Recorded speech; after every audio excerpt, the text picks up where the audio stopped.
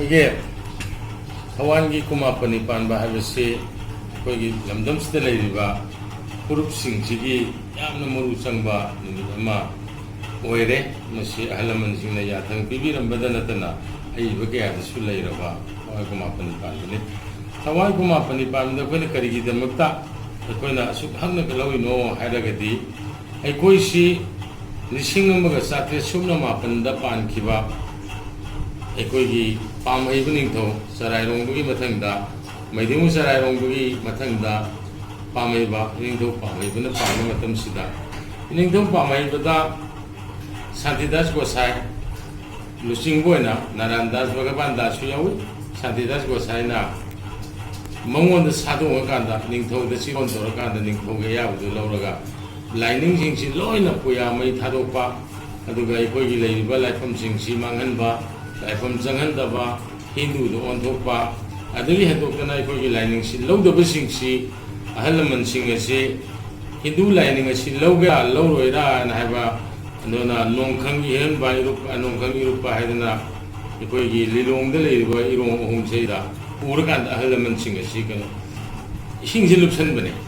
ꯂꯨꯞꯁꯜꯂꯒ ꯅꯣꯡꯈꯪꯁꯤ ꯄꯥꯏꯔꯀꯥꯟꯗꯨꯗ ꯅꯣꯡꯈꯪ ꯃꯆꯥꯁꯤ ꯄꯥꯏꯔꯒ ꯂꯨꯞꯄꯨ ꯌꯥꯗꯕꯈꯩꯗꯨ ꯃꯅꯝꯗ ꯊꯦꯛꯊꯨꯕꯒꯤ ꯋꯥꯔꯤ ꯂꯩꯔꯦ aduna singkhala kanda Hare Ram Hare Krishna solo Ram Nam solo haidana Ram Nam solo la kanda nakhang da sandon tinjanba thabak da lengjum da laibak da aga puk da sandon makhan mayam tinjala kanda koi sandon jisu mokoi na mangan bi kre aduga lining chu mangan kre maduda salu ya da basing si manam tan phubi ba ngabung khawda namaga hatpa hingni hinga ngabung khawda namaga hatpa aduna kasagi thai punam singana leiriba mapum maduda अलमन Singh मिंगोइना ती पनबद नुंगाइत्रे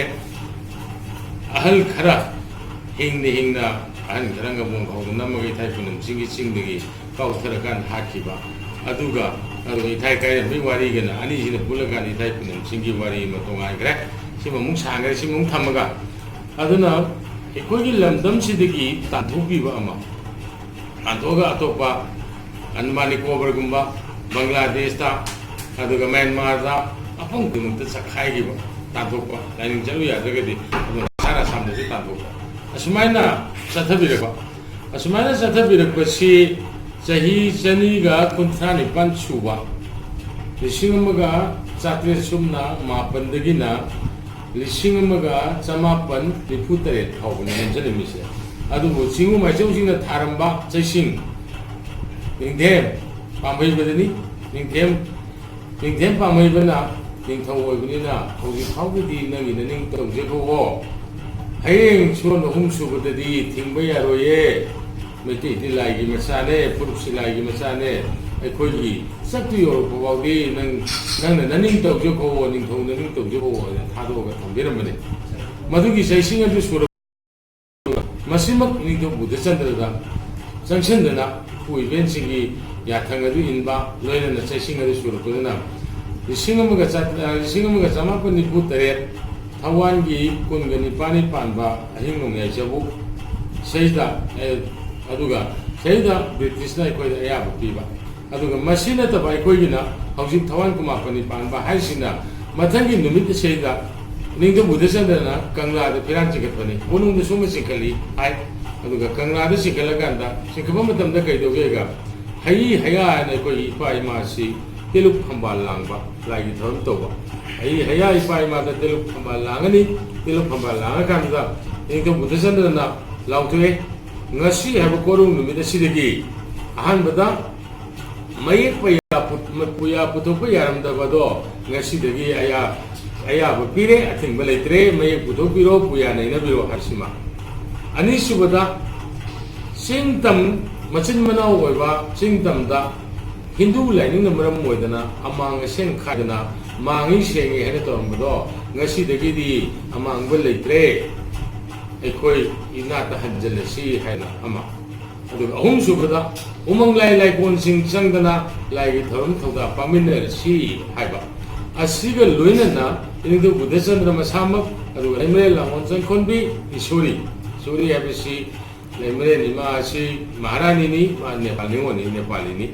अदु नेपाली सिसु कोई Halam सिंगना लेमेल लामोन जंखोन B ईश्वरी है मिंथोन piggy लोइनना परे इशंगना कौरुदा मार्जिंगदा थांजिंगदा वांग्रेलदा अदगी इथाई पुनम चिंगदा भावबा मरमदी पूनमगी मफम नी है खलकांदा इथाई पुनम चिंगदा हौजिक इंदो बुद्धचंद्रना परे इशंगबगी हाइबोंग से हौजिक मी अहुम न कोन थुंगदना साउना दुम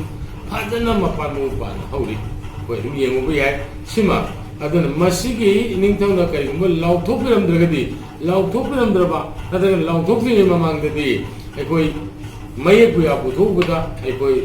फासी तो बुया अवा मोपिरमी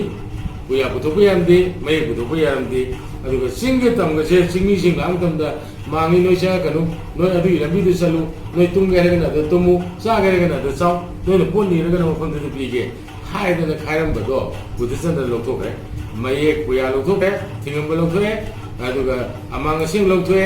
असी मथंग अमु उमंग लाइ लाइ कोनसिंगसी थमाय बिदना हिंदू सिंग थमाय रमि खुदम मयाम लेगरे मसी थमाय लोनसी सतना इंदो बुद्धचंद्र मसा मंगना उमंग लाइ लाइ कोनसिंग से संग थवम तो होगिबनी अदुननि अखोई ख्वाइदगी मरु चंग नुमिदा से अखोई लाइनिंग ngak senba hamchat naramba Meitei सिंग तंगी थवाइबु अचंग मिरेन हापी बु नुमित लाइनिंग ngak senbu numit हाइबे जथरपा से सुम लेतना जथरपा अदु खुदमैना लिसिंग अमगा समापन निफु तरेतगिना लिसिंग अमगा चाबु हुंपु मंगा फावबा निंदो बुद्धचंद्रना थुप्त्रिङै फावदा पाफल असि सिंखलमे कनाना सिंखले हौजि खंला फमदो हाइबा हलमनसिंग लाइ ओइखरबसिंग सिगा हुजिक देमता लेइत्रे निंदो बुद्धचंद्रगा पुलम बिसिंग अदो मखोइने यात्पिरबा लंबीदेनि अखोइने ससरिबसिना हलमनसिंगदिगी थौदानि अखोइने इंजरिबसे अदुगा मतमदु इंदो बुद्धचंद्रगा लोइनना पाफल सिखकी अदुगा इंदो बुद्धचंद्रना लिसिंग चापन हुंपु मंगा थुक्र बतुंगदा महारानी ईश्वरीना अमु हुंपु मंगा दगी सिखले मतम सिददी नेपाल दगी नेपाल सिपाई चामग यांखै नेपाल की मपा इबुंगो निंथौनी ईश्वरी की मपा सिसु मपा इबुंगो सिना ईश्वरी की मचानुपी दमकता नेपाल की सिपाई चामग यांखै थारगा कंगला अमदी ईश्वरी बुंग आली मतम सेदा अकोई अहलम सिंगसिना मरुएना मददी लेमेबी ईश्वरी का अकोई अहलम सिंगसिगा मुपाफल सिंगतना लाइगी थरम चले अदु लाइब थीदना लिसिंग अमगा चापन हुंकुमापनदा ईश्वरी महारानी थुकर मतुंग दगीदी लिसिंग अमगा चापन हुंबुद्रा दगी अकोई हौजी कंगला फमदो हाइबसी मतमदुदा पाखंग बलाइनिंग मैदी सना लेपा कंगला हाइना कौरमी अदुगा अवांग नोंगो पाखंग बलाइनिंग दिसेत कंगला काइना मखन मखन ममिंग थोलगा लापा लिसिंग अमगा चापन मौद्रा दगीदी मतम सिदा अमा पंजनिंगबा मना अखोइना खंगौगदोबा मना मतम सेदा अखोइगी कस्टम की ओबा मैदी कस्टमरी लॉ से मसी चना हनबियो हना अखोइना 1970 हिदा दिल्ली दा अखोइना से थामतन मदु अयाव पिबिरकपा पिरकपसिना मु मतमदुदा मु नेपाल की सिपाही चक्रे चक्रबतुन पोरा साम राइफल लाइरे पोरा साम राइफल लाइबसेदा मोइना आदगी दिल्ली दगी यानी Zail Singh president of India ना डायरेक्शन ऑफ पिरे साले बंदा अदन साले बंदा मु 1985 ता 85 फेब्रुआरी द ऑर्डर फुए करी है तो केगा एवरी 29 ऑफ थवन था एवरी ईयर अदुगा 296% अदुगा नंबर 2 दा एवरी फुल मून थानिन गुनिंगी 170% अदुगा एवरी डे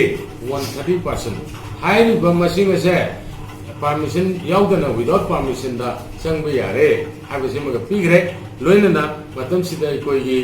हौजे गोविंद टेंपल हाइना सरकार ने सेंगलिबा सिदा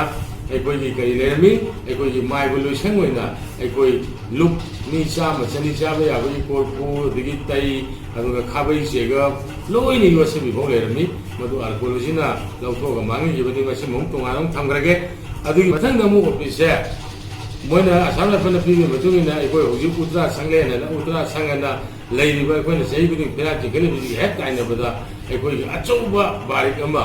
का तरुक लेबा का अमा एकोइ पमाइनि संगलेरमी अदुबु सुमथंग मथंग लापदगिदि इमो बिसरगा लापा मथंग मथंग सुम लापदगिदि एकोइ कादि थोले